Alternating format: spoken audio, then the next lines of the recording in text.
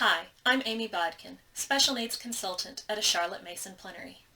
Today I'll be discussing with you Principles 11, 12, and 13 from Charlotte Mason's 20 Principles. Make sure to head over to the Plenary website and check out our 20 Principles course, and make sure that you watch Rachel's video regarding Principles 11, 12, and 13. I'll be taking a look at them from more of a special needs perspective.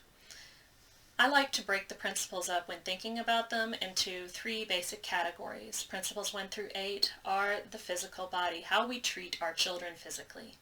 Principles 9 through 15 are the ones that I call the mind, and they tend to regard how we regard our children's minds.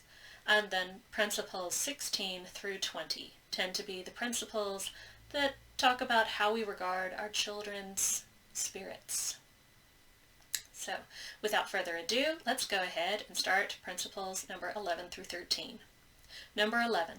But we, believing that the normal child has powers of mind which fit him to deal with all knowledge proper to him, give him a full and generous curriculum, taking care only that all knowledge offered him is vital. That is, that facts are not presented without their informing ideas. Out of this conception comes our principle that education is the science of relations. That is, that a child has natural relations with a vast number of things and thoughts. So we train him upon physical exercises, nature lore, handicrafts, science, and art, and upon many living books, for we know that our business is not to teach him all about anything, but to help him to make valid as many as may be of those first-born affinities that fit our new existence to existing things. Number 13. In devising a syllabus for a normal child of whatever social class, 3 points must be considered. A. He requires much knowledge, for the mind needs sufficient food as much as does the body. B. The knowledge should be various, for sameness in mental diet does not create appetite or curiosity. C. Knowledge should be communicated in well-chosen language because his attention responds naturally to what is conveyed in literary form. So far, all of the principles that we have covered very easily apply to every single child, regardless of where they are developmentally. And although in these principles Charlotte does mention the normal child, I think that we can also apply these principles to a special needs child as well. Because if we keep in mind where they are developmentally, we can still provide much knowledge, a wide and generous curriculum with various information. And we can even use well-chosen language as long as it is language that is appropriate to what the child is able to understand and communicate.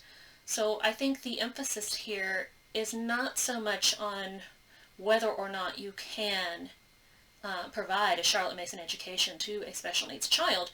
It's more of a question of where are they developmentally and what level of language. And if we don't have a lot of language, that does limit some of the ideas that we can share, because ideas tend to be shared more through language. But that doesn't mean that we can't still form relationships. We begin developing relationships from the moment we're born, from that moment when you're looking into your child's eyes for the first time. And we continue developing relationships as we grow and develop over the entire course of our lifespan.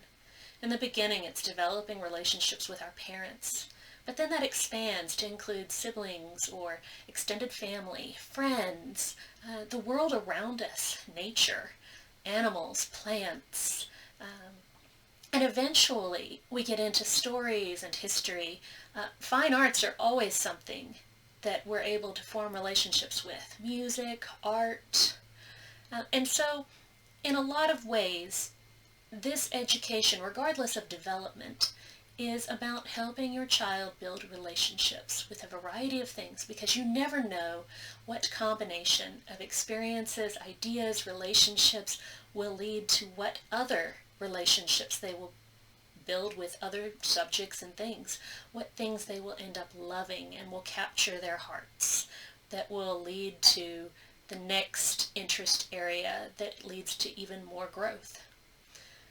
So even though she is talking about the normal child, and we typically think of well-written language as being something that, even adults think of as being well-written language, I think that we can still apply this to our special needs children by just remembering where they are developmentally and giving them the best that we can, given what developmental resources they have available.